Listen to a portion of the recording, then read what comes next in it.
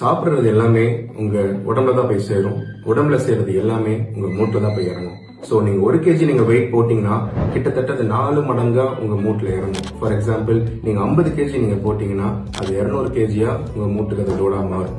So நம்ம body weight increase ஆகும்போது நம்மளுக்கு மூட்டுல கார்டிலேஜ் டேமேஜ் ஆகலாம், மூட்டு வலி இன்க்ரீஸ் ஆகலாம், கூடவே உங்களுக்கு ஸ்டிஃப்னஸும் வரலாம். சோ பாடி வெயிட் போடுறதுனால நம்மளுக்கு பிசிக்கல் ஆக்டிவிட்டி குறையலாம். பிசிக்கல் ஆக்டிவிட்டி குறைஞ்சதுன்னா மசில் வீக்னஸ் ஆகலாம். மசில் வீக்னஸ் ஆயிடுச்சுன்னா ப்ராப்பர் பேலன்ஸ் வந்து நம்மளுக்கு கொஞ்சம் வீக்கா இருக்கும். ப்ராப்பர் பேலன்ஸ் இல்லைன்னா ஸ்ப்ரெயின் அண்ட் லிகமெண்ட் இன்ஜுரிஸ் மாதிரி விஷயங்கள் நடக்கிறதுக்கு சான்ஸ் இருக்கு. அதனால BMI என்கிற பாடி மாஸ் இண்டெக்ஸ் ஸ்கேல் வந்து நம்ம ப்ராப்பர் லிமிட் குள்ள இருக்கணும்.